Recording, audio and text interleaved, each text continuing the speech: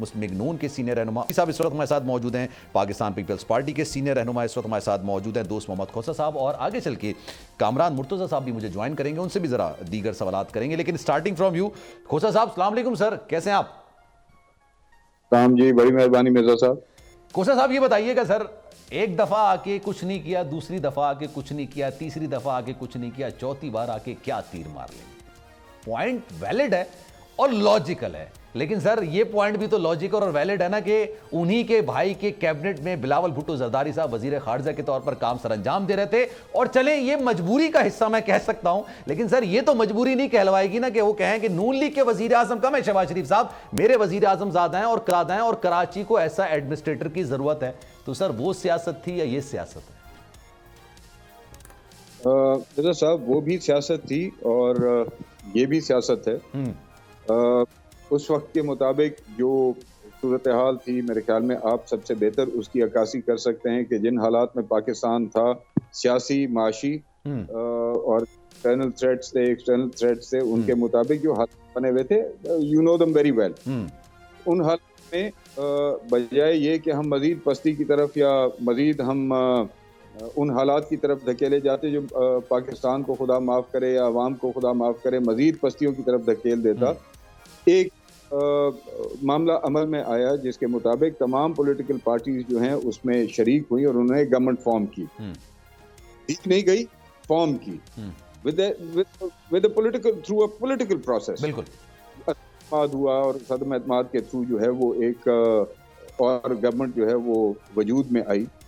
उसमें बहरहाल मेरी तरह के चंद और लोग भी थे जो इस राय के थे कि बिलावल भुट्टो साहब को शहबाज शरीफ साहब की काबीना का हिस्सा नहीं होना चाहिए। लेकिन मियां नवाज शरीफ ने, आपको याद होगा जब पहली काबीना में बिलावल भुट्टो साहब ने हल्फ नहीं उठाया था, तो उसके बाद मियां नवाज शरीफ ने खास तौर पर उनको मदऊ किया और वहां पे जो मामलात हुए, बहरहाल there are certain things that I can say on the television and that I can't. उसके बाद हमारे मजबूरी को हुकूमत का हिस्सा बनना पड़ा।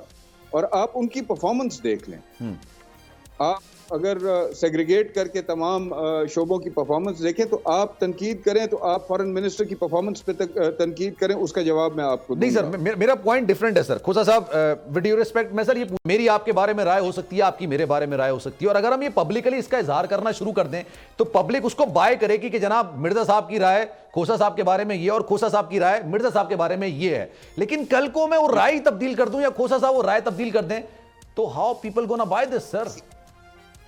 उन्होंने मिर्जा साहब कभी भी मियां नवाज शरीफ साहब के हवाले से ये राय नहीं दी थी और ना दी है कि he was a good administrator और he will be a good administrator. Shahbaz साहब के हवाले से उनके कमेंट से उसको आप मियां नवाज शरीफ साहब के साथ को रिलेट न कीजिए। He was in the driving seat than as the prime minister. गाड़ी की स्टीयरिंग के ऊपर जो बैठा होता है वो ड्राइवर होता है, गाड़ी की बैक सीट पे या साइड सीट पे जो बैठा होता है वो ड्राइवर नहीं कहलाता। तो sir do you really believe कि शहबाज शरीफ साहब तनहा अपनी मर्जी से हुकूमत चला रहे थे, उसमें नवाज शरीफ साहब का कोई किरदार, अमल दखल, मुशावरत, मर्जी शामिल नहीं थी? तो मैं, मेरे ख्याल में आप ही के एक प्रोग्राम में मैंने ये बात की थी कि जिस तरह से आज बिलावल साहब ने अपनी तकरीर के अंदर ये कहा है कि 3 दफा के वजीर आजम ने कौन से गोल खिलाए थे जो चौथी दफा आके वो तीर चलाएंगे, समथिंग टू दैट इफेक्ट। तो अगर मियां शहबाज शरीफ की परफॉर्मेंस अच्छी थी तो वो क्रेडिट हर रोज क्या करते थे कि जी मियां नवाज शरीफ कायदे मोहतरम की हिदायत के ऊपर फिलां फिलां फिलां फिलां उनकी तकरीरें जो है थ्रू आउट दो 1.5 years आपके पास मौजूद है, आपको देख लें। हम ये जान करने जा रहे हैं, अगर उस वक्त उनकी परफॉर्मेंस अच्छी थी एज प्राइम मिनिस्टर तो फिर आगे भी अच्छी होगी। लेकिन जो 3.5 साल का बिगाड़ इमरान खान साहब की हुकूमत ने पैदा किया, अगर उसमें इजाफा हुआ तो सारे पोजीशन को जज करें, अगर उसमें कमी हुई सारे उस पोजीशन को सर। मुझे कामरान मुर्तज़ा साहब की तरफ भी जाना है, लेकिन मैं खोसा साहब मैं प्रिसाइजली आपसे पूछना चाहूं, मुझे आपकी बात से लग रहा है कि आपको शहबाज शरीफ साहब से या बिलावल साहब को शहबाज शरीफ साहब से कोई मसला या उनकी परफॉर्मेंस से कोई मसला नहीं है। नवाज शरीफ साहब के बारे में उनकी राय पहले भी यही थी और अब भी यही है और आने वाले वक्तों में भी यही रहेगी, यही एक लीडर की निशानी होती है सर। तो फिर मेरा पॉइंट ये है कि पीपल्स पार्टी, मेरे शो में कमर जमान कायरा साहब, मेरे शो में फैसल करीम कुंडी साहब ये बात कहते हैं कि जनाब ये पाकिस्तान महंगाई लीग बन चुकी है क्योंकि शहबाज शरीफ साहब सही तौर पर डिलीवर नहीं कर सके। और जरदारी साहब ने खुद ये बयान दिया सर शहबाज शरीफ के बारे में। आप ये कहते हैं कि शहबाज शरीफ साहब ने अच्छा डिलीवर किया? आप ये समझते हैं कि शहबाज शरीफ साहब ने अच्छा डिलीवर किया?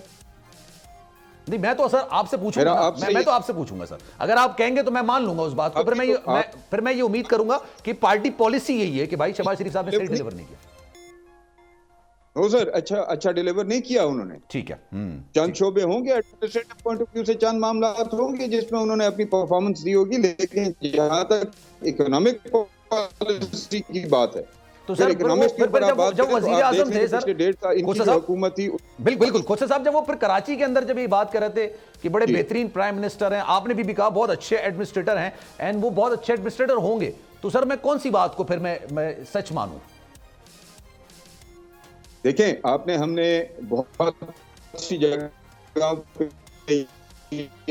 देखा, पाकिस्तान में खास तौर पे इन पिछले साल डेढ़ साल से अदवार और आप में चले जाएं कि हमारे खितों के अंदर चंद करोड़ों के जो मंसूबा जात थे उनको कंप्लीट होने में 2-2 साल, 2.5 साल, 3-3 साल लग जाते थे, और लाहौर में और इस तरह की जो मेट्रोपॉलिटन सिटीज होती थी वहां पे शहबाज साहब का क्योंकि और नून का इंटरेस्ट होता था, वहां पे अरबों रुपए के मंसूबे जो है महीनों में मुकम्मल कर दिए जाते थे। पब्लिक ये भी तो ठीक है, बिल्कुल सर, थोड़ी सी फ्रीजिंग भी आ रही है मुझे मैं आपकी तरफ वापस आऊंगा क्योंकि थोड़ा इंटरनेट का भी आ रहा है। सब्सक्राइब करें और बेल दबाएं ताकि कोई खबर रह न जाए।